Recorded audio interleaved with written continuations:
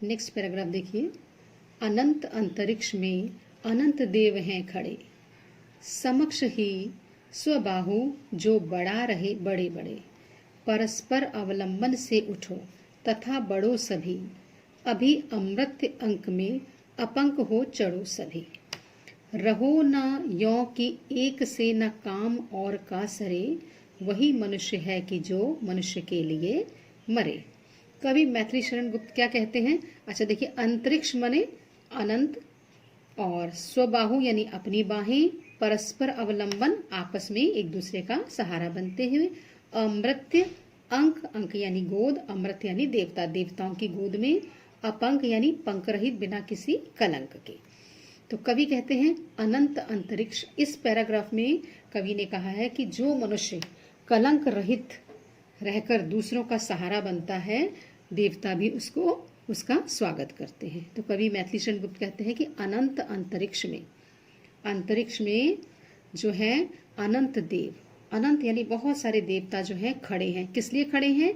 समक्ष ही स्वबाहु जो बढ़ा रहे बड़े बड़े, अपनी बड़ी बड़ी बाहों को, स्वबाहु बाहों को बढ़ा रहे। किनके स्वागत के लिए?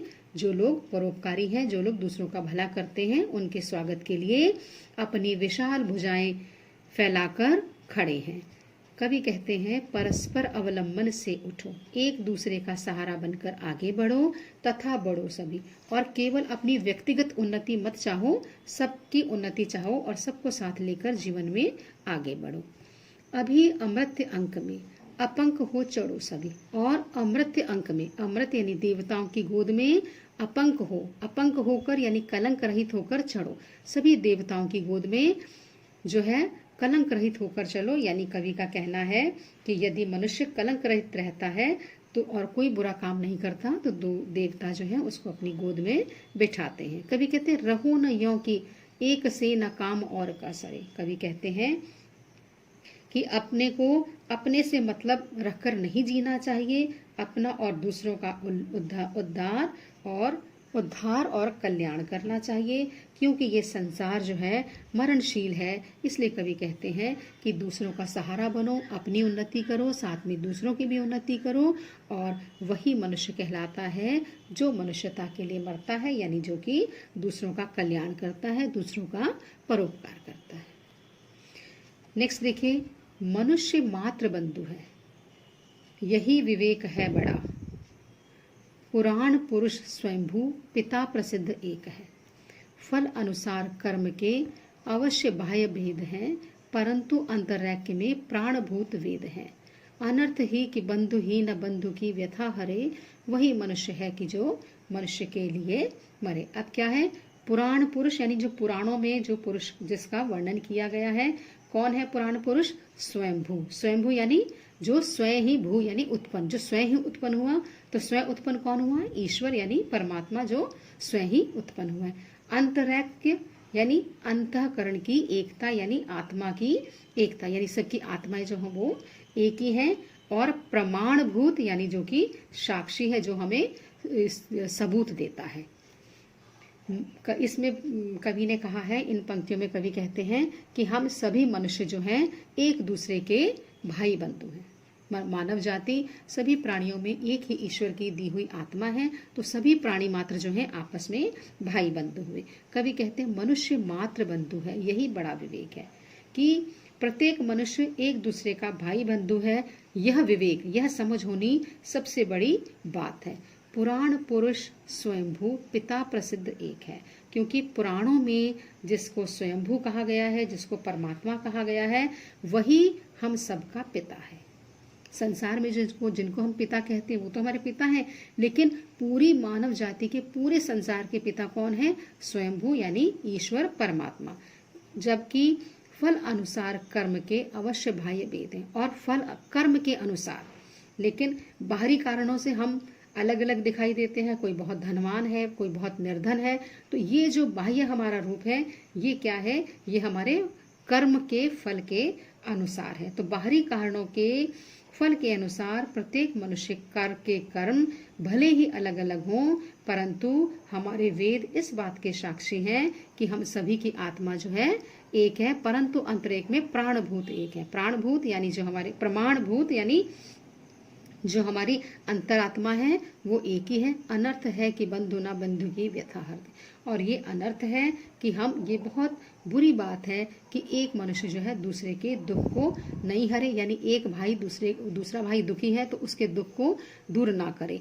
ये जो है मनुष्य को इस प्रकार का स्वभाव नहीं रखना चाहिए, बल्कि एक दूसरे का सहारा बन के एक दूसरे के कष्टों को दूर करना चाहिए। तभी उस मनुष्य का जीवन जो है सार्थक कहलाएगा, अथवा उसका जीवन व्यर्थ है। इसीलिए कवि कहते हैं कि वही मनुष्य है कि जो मनुष्य के लिए मरे, वही मनुष्य है जो बुरे समय में दूसरे मनुष्यों के काम आता है, दूसरों का परोपकार करता है। नेक्स्ट देखिए, चलो अभीष्ट मार्ग में सहर्ष खेलते हुए, विपत्ति विघ्न जो पड़े उन्हें ढकेलते हुए, घटे न हेल मेल हाँ बढ़े न भिन्नता कभी, अतर्क एक पंथ के सतर्क पंथ हो सभी, तभी समर्थ भाव है कि तारता हुआ तरे, वही मनुष्य है कि जो मनुष्य के लिए मरे। देखो कितनी सुंदर बात की गई है इसमें कवि ने, कि जो मनुष्य है उसको किसी भी परिस्थिति से घबराना नहीं चाहिए। जैसे आजकल सबके मन में कोरोना का भय बैठा है, तो हम भयभीत होने से क्या होगा, किसी भी चीज को हम पार नहीं पा पाएंगे। तो इस समय हमको ईश्वर पर अपनी अपार श्रद्धा, अपना अपार विश्वास रखना चाहिए कि यदि ईश्वर ने हमको ये कष्ट दिया है तो ये कष्ट भी निकल जाएगा। तो हमें अपने जीवन में किसी प्रकार के विघ्न जो आए उनसे डरना नहीं चाहिए। कवि कहते हैं कि चलो अभीष्ट मार्ग में, अभीष्ट यानी अपने मन के पसंद का, जो आपको मन का पसंद हो उस मार्ग को आप चुन लो, और सहर्ष मार्ग में सहर्ष खेलते हुए, और उसमें सहर्ष यानी खुशी पूर्वक आगे बढ़ते रहो। खेलते हुए चलना यानी अपने चुने हुए मार्ग पर खुशी खुशी आगे बढ़ते जाना।